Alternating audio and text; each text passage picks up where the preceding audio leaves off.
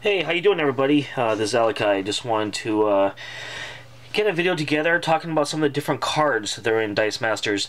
There seems to be a lot of confusion about kind of what types of cards there are, and I wanted to kind of go over it for all the new players and the beginners, and maybe the people who are getting into the intermediate about what's out there. Just to throw some information down.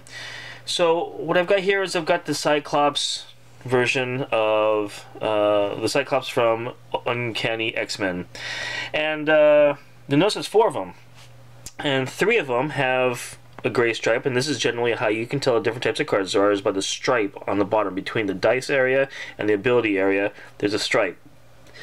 I've got 3 commons here and a green uncommon. Hopefully you can see that in the video there. The reason for it is because this is a card that comes into the starter set, and in the starter set you get 3 common cards and 2 of the dice that are associated with those cards.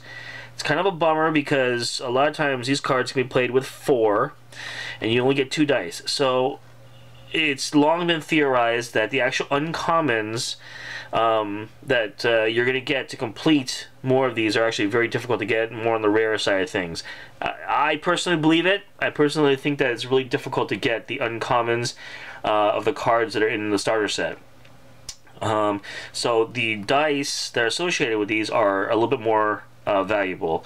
We find this a lot with, like, the Blue Storm was the last die I needed to get a 4 set in AVX. It was very difficult for me to get and trade around, and I was lucky that I participated in a Rainbow Draft and it was given to me, and I was just super stoked because it's just hard to get. You'll find a lot of times Beast, same type of thing. That die is really hard to get. Serena is not, well, you know, all these other dice are just kind of the more the same, but the cards that come into the starter sets are more difficult to get. They're more coveted. You hear me talk about that in my videos too as well, to get the uncommons to fulfill it. So there's one type of card, I guess, or 2 types of cards there. You have starter set cards and you have an uncommon. I kind of just brought that out to show you there. As we head into the world of, I think this is AVX now. AVX, we have the regular common, uncommon, and rare, and you can tell because brown, green, and yellow stripe that's there. If you do have a super rare, you're looking at a red stripe, right? And that's kind of what you're going to see in a case like an elastic or something. You've got actually a super rare red stripe there, and that indicates it's even harder to get. Then we move into the world of a little more unique cards, if you will. Well, this is not so unique. This is just a basic action card. That comes inside the starter sets as well. So really the best way to get it is in the starter sets and in the setup boxes, or the I don't know, the container sets. But what about this? This is also an action card that is around, and this is where we get into a little bit more diversity, a little more interesting. Well, this action card and this type of character card are what are called OP cards. OP does not stand for overpowered, as contrary to many beliefs. OP just stands for organized play. And there's 2 different types of OP cards. In one instance, there's a third, there's another type, but it's kind of a mix of 2. And in this case, there's a character OP card and a basic action OP card, and sometimes you're going to be sitting across from people who are playing OP cards. In one of my decks, I do play an OP action card because the global ability is actually the same as Iron Man, assigns a villain affiliation, and I really like it. I want to remove the character. I want to do something different with that character slot, and I want to move it over to an action slot where we're not going to actually be buying the action, probably using that global. So these are coming from store events normally that are held at, you know, your local game shop, and the action cards are what's considered to be participation prizes. So if you go there, participate, you pay your fees, and you can go ahead and get an action card with the blue stripe on the bottom. If you win that event, or if you come in second place, and depending on the size of it, you get a character OP card, and that's like the Cyclops, and that's like some of these Iron Mans. You'll see there's an Iron Man, there's a Spider-Man, Colossus and whatnot, and that's where people are getting those from, is by getting the by winning or placing rather highly in a OP event at a local game shop. That's where they should be getting it from, and hopefully we're not participating in trading or selling these OP cards too much from a game shop owner. Hopefully they're not exploiting that system, but I know it does happen, but we don't want to participate in that as much as possible. Then there's another type of card.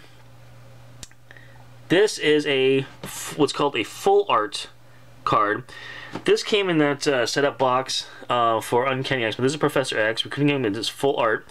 It does have the blue stripe on the bottom, so it does indicate that it's kind of a special or unique card. It's not an OP card, though. It's just a special card in some way. And you get this guaranteed by buying that setup box, that giant setup box that I showed you. It's got all those little dice slots and everything.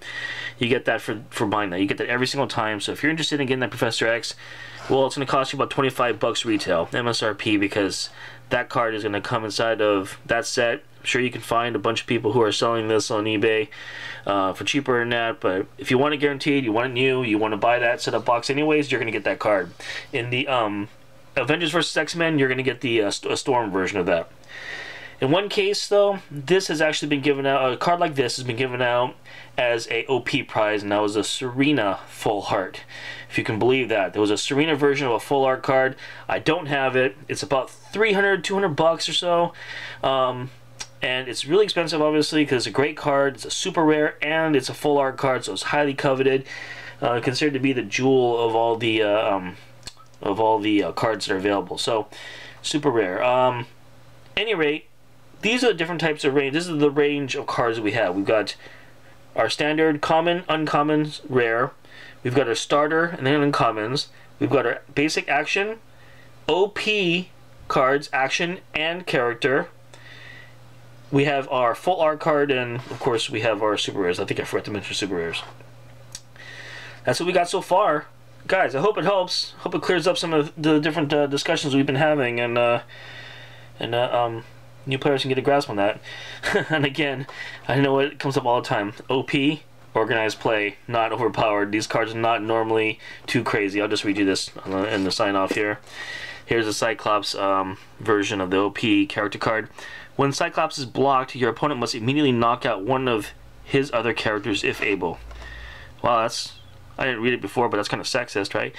Assuming the only guys are playing this, but it comes at an 8 cost. This is part of the Uncanny X-Men range of OP events that was called the Phoenix Force, and there actually is a Phoenix Force card that came with a die. It's the only one that I know of that actually came with a die as an OP event. Its global ability is pay fist on your turn, move a Phoenix Force die from your use pile to the field at its lowest level. So there's other character cards that indicate Phoenix Force, and those are Colossus, and you just move it and you can move it over there. But that's great if you have Phoenix Force. One thing, super expensive, 8, 9, 10 costing, field costing, so a lot of people are not playing with them. They're just kind of collectors, and we keep them around, and it's cool to look at and have. So anyways, guys, like I said, hope it helps. Take care. Talk to you soon. Hey everybody, this is Alakai. We have boosters and boosters and boosters to open. I'm excited. Really excited about it is that it is Friday, and I'm gonna go play some Dice Masters tonight. Pretty stoked on that. Oh, do I see an Iron Man here? Isn't there an Iron Man super rare in this set? Oh, Toad tongue lashing, 5 and a fist for a villain character. While Toad is active, each opposing non-sidekick character must attack if illegal. Burst is opposing characters takes 2 damage when they attack. And that means it probably got a comment there too. I did. Iron Man, upright. Iron Man takes 1 less damage from villains. He assigns villain affiliation.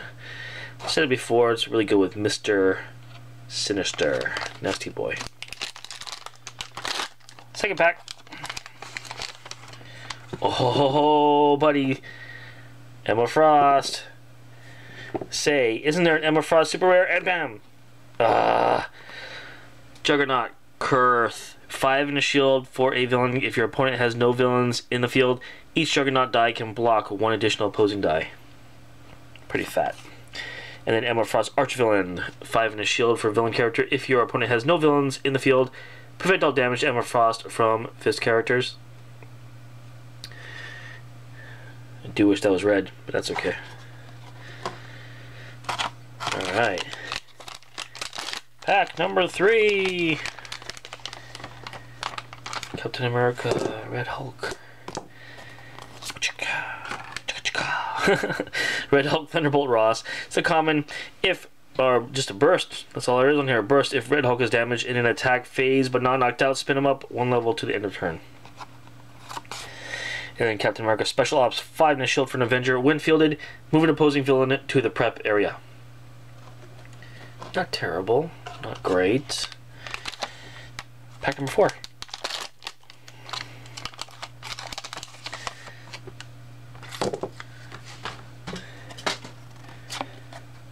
Storm. Superhero. Heroic. When fielded, Storm may pair up with a different heroic character until the start of your next turn. While Storm is paired up, she and her partner can't be targeted by action dice. I wonder what happens if she already has a Cerebro. I guess she just can't be targeted. I wonder if it would fall off if she's been Cerebroed and you field that anyways. Anyways, 3 in a mask for an X-Men.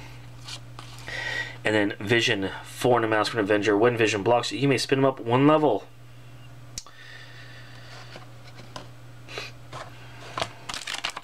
Last pack. Come on. Come on now. Come on, come on, come on. Ant-Man and X-23. X-23 Assassin. When X-23 attacks, choose a fist or bolt character. That character must block her if able. And in the common Ant-Man, 2 in a fist Avenger with no abilities. I see no yellow. I see no red. That makes for a sad panda. We had 2 shots. Yeah, no rares. Mortals. Thanks for watching. Please like and subscribe. We'll be back.